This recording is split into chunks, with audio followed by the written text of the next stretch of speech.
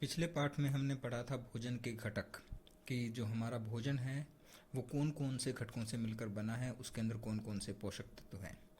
आपको याद दिलवा दूं, भोजन के घटक या पोषक तत्व थे कार्बोहाइड्रेट, प्रोटीन, वसा, विटामिन्स, मिनरल्स यानी कि खनिज लवण और रुक्षांश।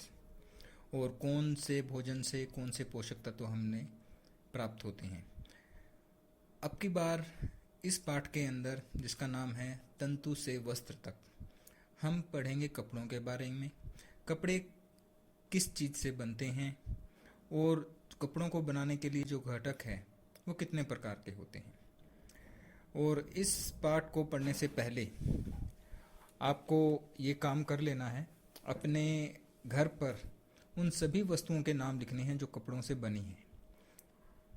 और फिर देखना है कि ये वस्तुएं जो कपड़े से बनी है उनका कपड़ा किस किस चीज़ से बना है। क्या आप उनको अलग कर सकते हैं? क्या सबके अंदर कुछ खास बात निकाल सकते हैं? क्या सभी कपड़े एक जैसे हैं? ऐसे सभी प्रश्न आपको अपने आप से करने हैं और ये प्रश्न आपको लिख लेने हैं। उम्मीद करता हूँ जो काम आपको दिया गया था आपने कर लिया है। आपने कपड़े देखे, आपने देखे कि वो कपड़े किस चीज़ से मिलकर बने हैं।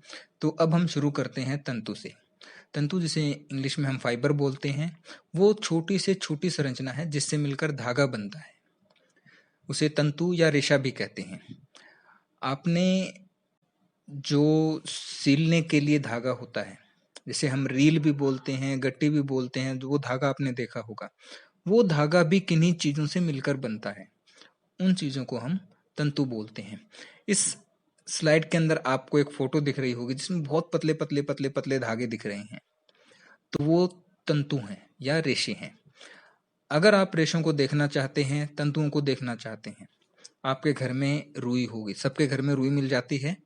उस रुई को लीजिए, उसको बिल्कुल ऊपर से थोड़ा सा खींचिए तो आपके हाथ में बहुत पतले पतले पतले से तंतु आएंगे, धागे आएंगे बहुत ही पतले। आप देख पाओगे उनको अलग अलग, तो वो सारे तंतु होते हैं या रेशे होते हैं। तंतु के बाद बनता है धागा, इंग्लिश में इसको यान बोलते हैं। तंतुओं को आपस में कातने से धागा बनता है। अब कातना किसे कहते हैं ये हम आगे पढ़ेंगे। तो धागा क्या होता है, वो तंतु जो आपने अभी देखे हैं, उन तंतुओं को जब हम एक साथ मिला लेते हैं तो उससे धागा बनता है।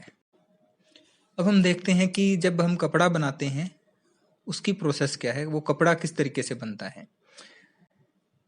हम तंतु लेते हैं यानी कि फाइबर, और उन तंतुओं को मिलाने से सूत बनता है, यानी कि फाइबर से यान बनता है।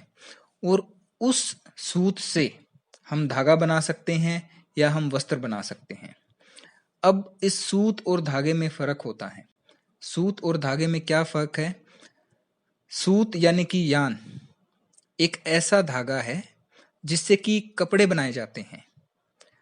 आप कपड़ों के अंदर से कोई धागा खींचकर निकालो, एक वो धागा, और एक धागा आप जब कपड़े सीलते हैं उसके लिए जो रील या जो गट्टी या जो भी इसको आप घर पे बोलते हैं उसको लेके आओ। उन दोनों धागों में फर्क होता है। जो रील वाला धागा है वो बहुत मजबूत होता है और जो आपने कपड़े में से धागा निकाला है वो कमजोर होता है। तो जिन सूत से या यान से वस्त्र बनाए जाते हैं उन्हीं से हम धागे भी बनाते हैं। तो ये प्रक्रिया है तंतु से वस्त्र बनाने की। अभी थोड़ी देर पहले जो आपने तंतु देखे थे रुई के, तो ऐसे तंतु हमें कहाँ से मिलते हैं? इसे हम बोलते हैं तंतुओं का वर्गीकरण। तंतु दो प्रकार के होते हैं, एक प्राकृतिक तंतु यानी कि नेचुरल फाइबर, और एक होते हैं कृत्रिम तंतु यानी कि सिंथेटिक फाइबर। प्राकृतिक तंतु भी अपने को दो जगहों से प्राप्त होते हैं, या तो अपने को पौधों से मिलते हैं या वो हमें जंतुओं से मिलते हैं। पौधों से मिलने वाले तंतुओं या रेशों को हम पादप तंतु बोलते हैं। जंतुओं से मिलने वाले तंतुओं या रेशों को हम जांतव तंतु बोलते हैं। कुछ दूसरी तरह के तंतु है कृत्रिम तंतु यानी कि संश्लिष्ट तंतु, उन्हें इंग्लिश में सिंथेटिक फाइबर बोलते हैं। इनका निर्माण मानव द्वारा रसायनों के द्वारा किया गया है। इनको हम फैक्ट्रियों में या लेबोरेटरी में बनाते हैं रसायनों के द्वारा, वो हमें प्रकृति से नहीं मिलते हैं। जैसे कि हम पढ़ चुके हैं, प्राकृतिक तंतु दो प्रकार के होते हैं, एक पादप तंतु जो हमें पौधों से प्राप्त होते हैं, एक जांतव तंतु जो हमें जंतुओं से प्राप्त होते हैं। अब बात करते हैं पादप तंतु। पादप मतलब पौधे, पौधों से जो हमें तंतु मिलते हैं। सबसे आसान जो हमारे लिए है, जो या सबसे ज्यादा इस्तेमाल होता है, वो है रुई यानी कि कॉटन। आपको पता होगा रुई हमें कहाँ से मिलती है, कपास से प्राप्त होती है। कपास हमारे खेतों में उगाई जाती है और इससे हम कपड़े बनाते हैं। सूती कपड़े आपने पहने होंगे, बहुत जगह इस्तेमाल होती है। अपने भारत में सबसे ज्यादा यही इस्तेमाल होती है, या पहले होती थी। आजकल हम आर्टिफिशियल या सिंथेटिक कपड़े ज्यादा पहनते हैं। उसके बाद दूसरा है पटसन। पटसन के पौधे के तने से हमें एक रेशा मिलता है, तंतु मिलता है, जिससे कि हम धागे बनाते हैं। उससे आगे कई तरह की वस्तुएं बनती है, वो आगे हम पढ़ेंगे पटसन से क्या बनता है। एक होता है कोयर या काथी। ये नारियल के फल से प्राप्त होते हैं। आपने नारियल देखा होगा पूरा पका हुआ, उसके बाहर धागे से धागे होते हैं बहुत सख्त, तो उस नारियल से रस्सियां बनाई जाती है, ऐसी कुछ चीजें बनाई जाती है। एक फिर हम रुई रह गया। रुई हमें कहाँ से मिलती है, किस भाग से मिलती है? तो रुई हमें पौधे के फूल से मिलती है। पौधे का जो फूल होता है वो बाद में फल बनता है और उस फल के द्वारा एक फिर फूल खिलता है, जिससे हमें रुई प्राप्त होती है। तो रुई हमें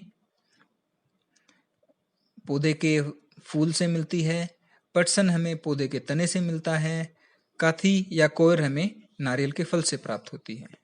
रुई हम सबने देखी है, आपके घर में होती है। मैं आपको बताता हूँ पटसन यानी कि जूट किसे कहते हैं। ये जो आप फोटो देख रही हैं, 3 फोटो हैं इसके अंदर।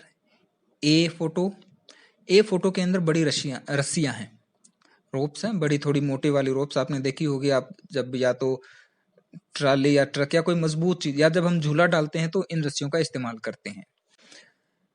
सी के अंदर छोटी पतली रस्सियां हैं, जिन्हें हम सूतली भी बोलते हैं, घर में बोरी सीलने के काम आती है। और जो बी फोटो है उसके अंदर रेशा दिखाया गया है, ये पटसन का रेशा है। तो ये पटसन से बनने वाली चीजें हैं। पटसन से बैग भी बनते हैं, भार उठाने के लिए या कुछ सामान डालने के लिए जो बैग हम बनाते हैं वो। इससे मैट भी बनते हैं, इससे बहुत सारी वस्तुएं बनती है। बोरियां भी इससे बनती हैं, कट्टे भी इससे बनते हैं। तो ये है पटसन के बारे में। उसके बाद आता है कोयर यानी कि काथी। ये रस्सी जो आप देख रहे हैं फोटो ए के अंदर, इस फोटो के अंदर इस रस्सी के अंदर आपको दिख रहा हो कुछ कांटे से निकले हुए हैं। तो ऐसी जो रस्सियां होती है वो नारियल के रेशों से बनती है। फोटो बी के अंदर आपको दिखाया गया है नारियल के रेशे, और जो फोटो सी है इससे बनने वाले मैट। अगर आपको ध्यान हो, पहले हम इस्तेमाल करते थे इन रस्सियों का, जब हम घर बनाते थे तो जो बल्लियां या जो खंबे खड़े किए जाते थे उनको बांधने के लिए इस रस्सी का इस्तेमाल होता था। इसे हम बोलते हैं कोयर। पादप तंतु के बाद अब बात आती है जांतव तंतु की। मुख्यतः जांतव से हमें 2 प्रकार के तंतु मिलते हैं, जिसे एक हम ऊन और दूसरा है रेशम। ऊन यानी कि वूल हमें मिलती है भेड़ से, बकरी से, ऊंट से, याक से या खरगोश से। और रेशम हमें मिलता है रेशम कीट से। रेशम कीट को हम शहतूत के पेड़ पर पालते हैं। शहतूत की पत्तियों को खाकर वो जिंदा रहता है और उसके कोकून से हमें रेशम मिलता है। बात आती है संश्लिष्ट तंतु यानी कि कृत्रिम तंतु। इसे हम मैन मेड फाइबर भी बोलते हैं, यानी कि सिंथेटिक फाइबर जो कि मानव ने बनाया है, हमें प्रकृति से नहीं मिलता। पॉलिएस्टर, नाइलॉन, एक्रिलिक, ये सारे संश्लिष्ट तंतु हैं। आपने जो चिकनी सी रस्सियां देखी होगी वो नाइलॉन की बनती है। आपका जो ब्रश है जिससे आप अपने दांतों को ब्रश करते हैं वो भी नाइलॉन से बनता है। जो सिंथेटिक कपड़ा होता है जिसे हम घर में, आपने सुना होगा, वो नाइलॉन, पॉलिएस्टर या ऐसा कोई कपड़ा होता है। अब हम जानेंगे कपास से कपड़ा बनाने की प्रक्रिया को। तो सबसे पहले आता है हैंड पिकिंग, जिसे हम ओटना बोलते हैं। कपास ओटना मतलब कपास को पौधे से अलग करना। आपने घर पे सुना होगा कहते हुए कि कपास की चुगाई करनी है, कपास चुग कर लानी है। तो जो कपास की चुगाई होती है उसे ही हम ओटना बोलते हैं। उसके बाद आता है जिनिंग। जिनिंग का मतलब है बीज अलग करना। कपास जब हम निकालते हैं तो उसके अंदर एक बीज होता है, उसे हम बिनोला बोलते हैं और जिसे हम पशुओं के आहार के लिए इस्तेमाल करते हैं। जब उस बीज को कपास से अलग कर दिया जाता है तो उस प्रक्रिया को जिनिंग बोलते हैं।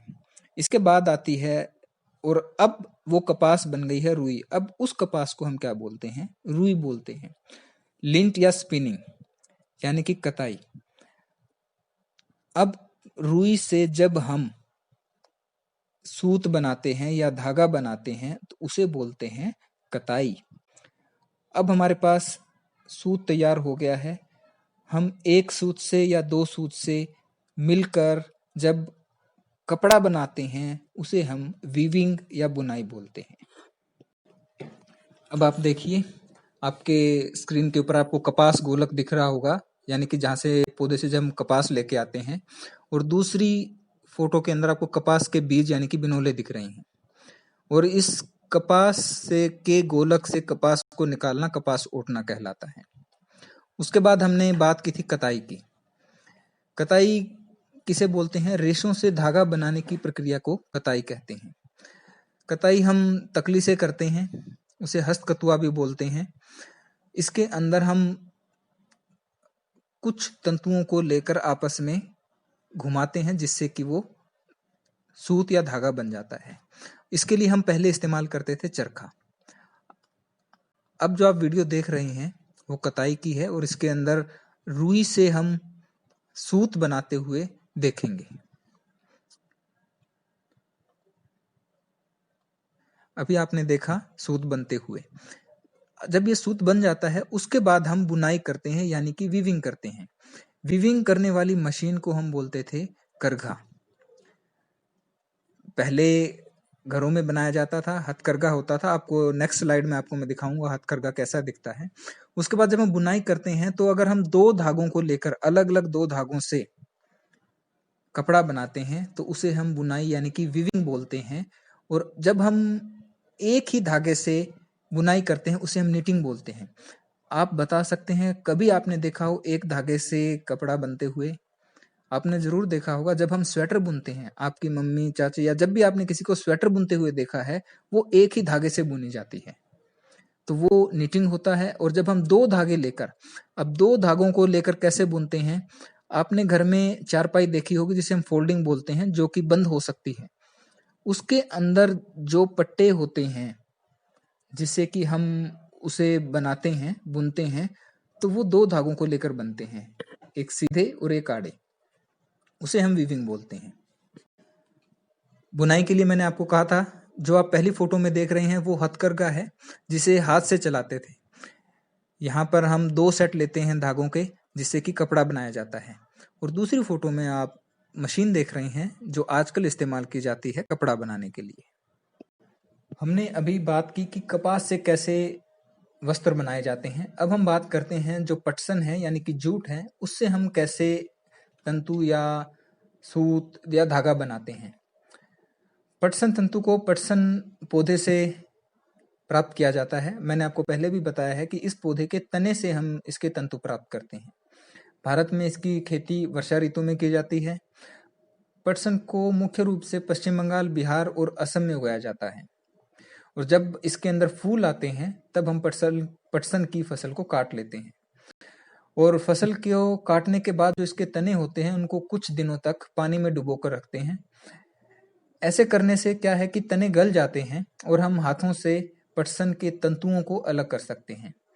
और इन तंतुओं को पहले हम सूत में या तागों में परिवर्तित कर लेते हैं। उसके बाद इससे वस्त्र बनाते हैं, या हमें रस्सी बनानी है, या हमें बैग बनानी है, या हमें बोरी बनानी है, वो बना लिया जाता है। बिल्कुल वही प्रक्रिया होती है, पहले तंतु बनाना, फिर तागा बनाना, फिर उससे वस्त्र बनाना। तो हमने आपको ये जो फोटो दिख रही है ये पटसन के पौधे की है। अब हम थोड़ा वस्त्रों के इतिहास के बारे में जानते हैं। इतिहास से हमारा अभिप्राय है कि मनुष्य ने कब वस्त्रों को पहनना, बनाना, इस्तेमाल करना शुरू किया। बिल्कुल बहुत पहले आदिमानव के ज़माने में जो मनुष्य था वो वृक्षों की छाल या बड़े बड़े पत्ते या जो जानवर होते थे उनकी चमड़ी को लपेट कर रखते थे। जब इन्होंने एक जगह बसकर रहना शुरू किया, कृषि करना शुरू किया, तो लोगों ने पतली पतली टहनियों या घास को बुनकर चटाइयाँ बनाई, टोकरियाँ बनाई सामान रखने के लिए, और कपड़े बनाना सीखा। उसके बाद लताओं को या जंतुओं की ऊन को या बालों को आपस में ऐंठ कर लंबी लंबी लड़ियाँ बनाई। अगर उन्होंने चोटी बनाना सीखा होगा तो भी वो एक तरीका रहा होगा। फिर इनको बुनकर कपड़े तैयार करना उन्होंने सीखा।